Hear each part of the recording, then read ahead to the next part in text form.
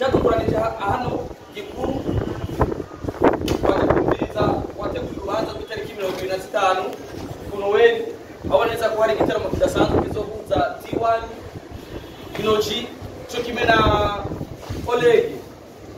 Cyo gitaramo turaza kumenya byinshi byaco tubibwiwe n'uwateguye urubanza. Nibaza neza yuko umwanya uri imbere turaza kuba ijambo nabwo banditse namwe abamenyesha amakuru. Nibaza neza murabona neza ko turi kumwe na King of New Generation Lino G. Yamaze gushinga mu kibanza ariko kandi mu bibazo byo kubaza byo kuragira gusenyera umufuka wa T1 kano kanya magara kifashe neza akaba yinjiye n'ibitaro kano kanya Olegue nawe akaba ari mu nzira akaba yarayikobero ariko kano kanya akaba yatubwiye neza yuko afite Bujumbura kugira ashobora kwifatanya natwe. Rero ntarandiriye bikatwijambo watumye dukorana ngaha twese hama inyuma yiwe turaza kuri jambo abanditsi n'abamenyesha makuru mubatse ibibazo mwifuza bivaye n'ivyo azoba yadushikirije. Rero turahaye ikaze anti from ACTV murayizi yaragiye iramaze gushira amafaranga menshi bijanye n'amaresi, iramaze gushiramo amafaranga menshi mu bijanye n'abantu basanzwe bafise ingabirano yo kumenyesha amakuru cyangwa bavyigiye, iramaze gukora byinshi bitandukanye, baramaze gufasha abantu, baramaze gukora kuja mu bijanye n'iterambere ry'igihugu, baramaze guterera amasima kuri stade mu kubaka stade yacu nshasha iri kubakwa, baramaze gukora byinshi bitandukanye. Mu bisanzwe ACTV muyizi ni televiziyo ikorera ku mbuga TV online, ariko ivyo bamaze gukora byinshi cyane. Barafise salon de coiffure iri mu Cibitoki ya gatatu ya mbere mujanye n'iterambere ry'igihugu. Urabona neza ko ari bamwe mu gwaruka bariko barashiramo amafaranga kugira bandanye twiyerekana neza haba no ku ndongozi ndetse no ku iterambere. Rero turabaha ikaze Exianti mutubwire ahanini impinganizo nyamukuru munatubwire cyane mu gukora ibizano ibintu twacu uyu munsi. Akoze cyane gambere izera twese kugira ngo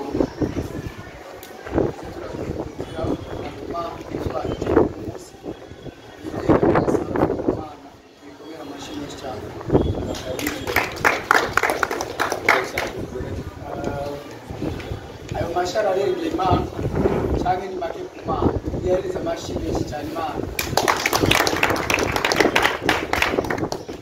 Bakabiri ndumva kuvuza kubaramutsa cyane muri wese ahisemo iteka bitavye ubutumire bwacu. Isoko ryari bitubereye cyane ariko niko mwabonye ko rurabo gutera iteka. Nazi ko twese turi ngaho muri kenshi amamikro ngaya ku meza si kenshi tuzi kuriho. Ndumva ko show iriko irategurwa n'Abarundi, umunyamahanga wenyene yemewe kwinjiramo n'umufana azobaze kurira amahera kugira ngo yoherwe n'Abarundi bacu. Rero tugiye Abarundi biwani namukora Abarundi baze bari kumwe bikoshe cyane ndavyishimiye. Zimwe mu ntumbero kubagira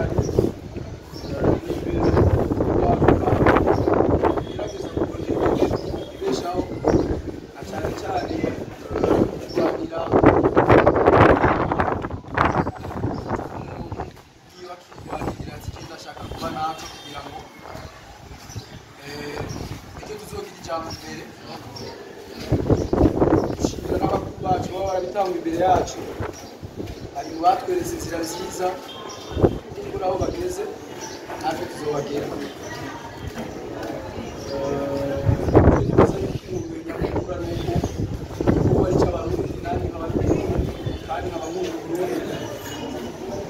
Abambona neza yuko biryoshye gufatikanya n'Abarundi kandi umunsi w'isabukuru na Yesu tuzobera abantu iciye mungabirano je nafise ariko fisuye n'ubira kandi bazikuririmba akebera amahirwe yo kurondera wa Lino G hamwe na Olg kugira ngo tujye hamwe dufashanye nicyo gituma novuga turyohera abantu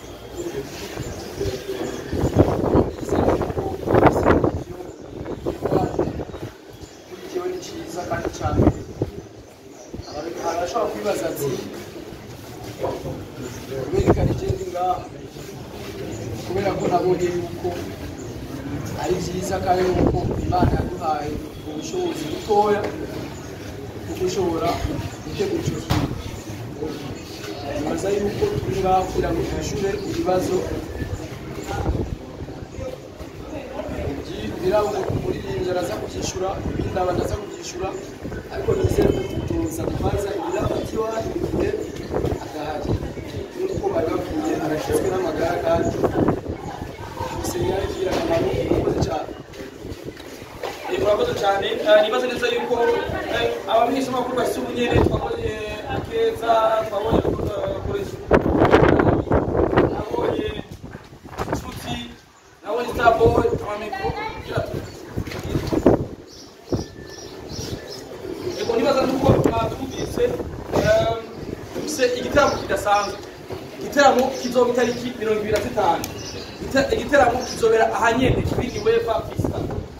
Ni igitaramo kizohuriramo ibihangange mu muziki w'u Burundi, harimo King of International Lino G, harimo Z1, harimo Olg, aho bose murabazi n'abaririmbyi bakomeye. Twifuza neza yuko icyo gitaramo cyo kwitabirwa n'abantu benshi cyane kuri rya mbere tubonye wakayanza na wakayanza bahuye hamwe n'umunyacyara, bose bari kuri scene imwe kandi bose n'abaririmbyi muri kino gihe bakunze.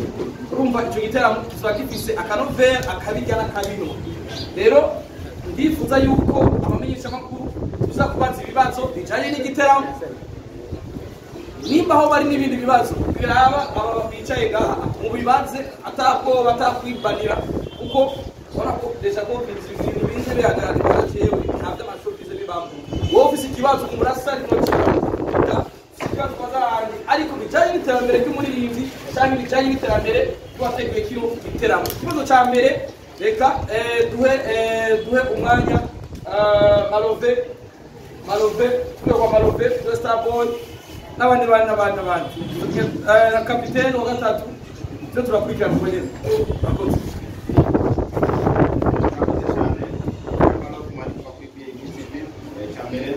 Alengiza kwanza andi densi kwingoma n'ikishiza akoze kubera ko n'amateka kandi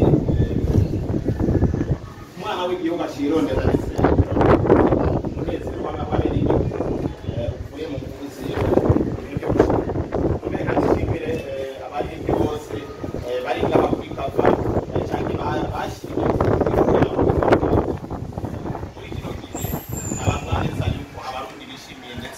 bari muri situation nziza cyane ikibazo cya mbere ngomba gutekereza kuri Lino G. Ni umwe mu baririmbyi ubona neza yuko bagezweho muri kino gihe ndetse amaze guhurira n'abaririmbyi bari international benshi batandukanye kuri stage. Ubona neza ko ibyo iyo bigenze umuririmbyi asanga ubyutse intambwe ugasanga no kuziba bigiyemo gatoya. Ibiyako byawe na andi byari bimeze gute mu gihe petete benshi baje kumenya birabigoye kugira ngo usubire kuri sisho z'abantu nkabatwe yebye kuboneka kumenya turacyakamana ya mukirongo. Ese ikindi kibazo cya kabiri ikintu gishasha giye kuza muri mashoni y'ikintu gitwaze imisi tubona yuko uri kwitegura gusohora indirimbo n'umwe bari cyane baririmbyi bakuze dore bise ndavuga bizimana kwa karuza ariko turashira neza kugaragara umuzi wese. Ese kidosha muri yazo kugira ngo abadoza kukurikirana bavuge ati ngiye kubona performance yayo ya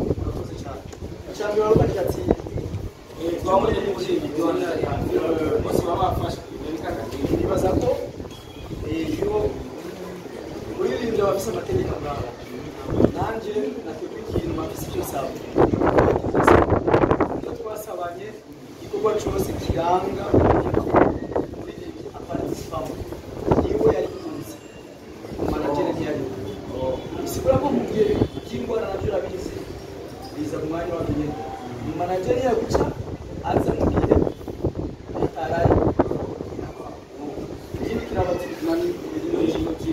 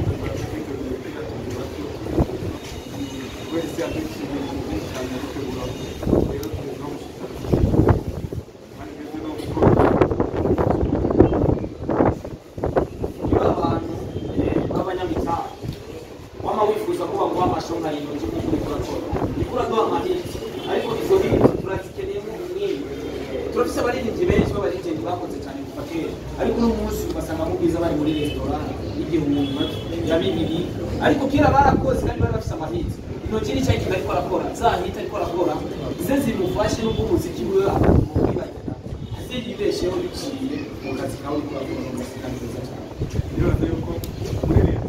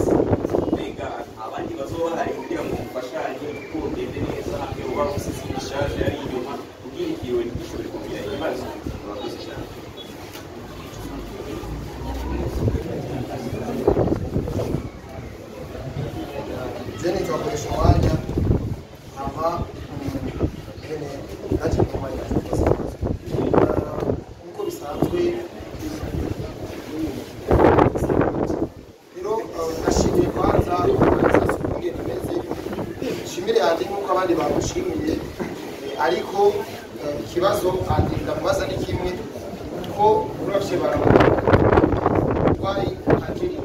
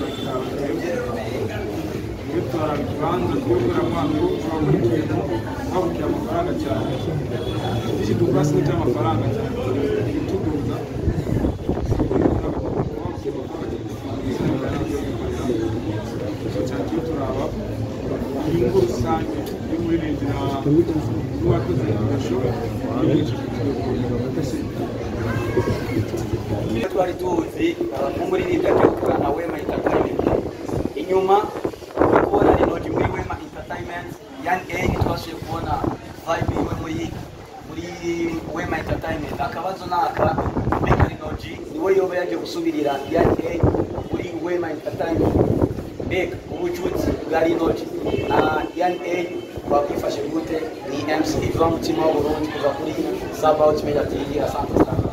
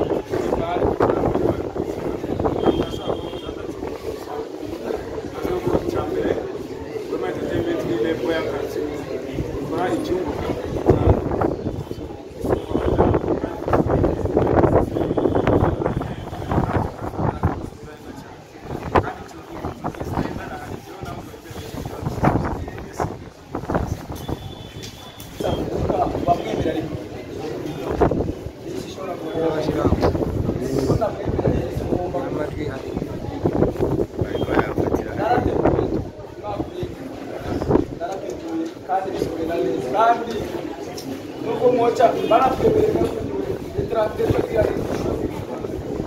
so barakibaza isigaye byose Imana yarabirishije kandi afise abantu bafise Seri twazi ibibazo bigufi kugira tuje kurangiza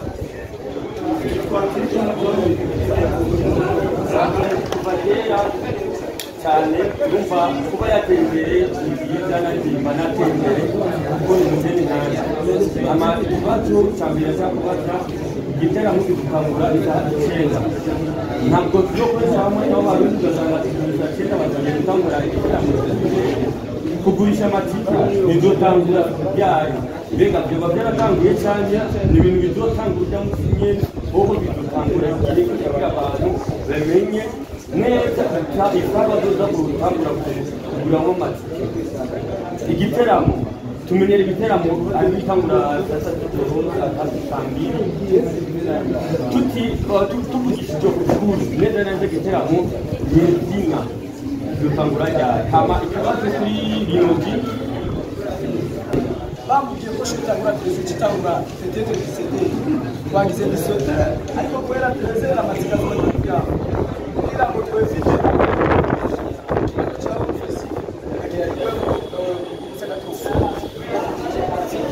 ariko bizotugora sound nyuma turireti kwemera gutakaza amafaranga ariko muririnda asohoke ahaye show nziza abantu ndetse n'abantu basohokera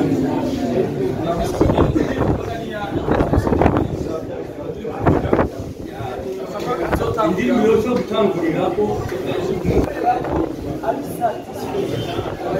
kandi yahawe amahera yahawe amahera asabwa niko muri rwanda yigenga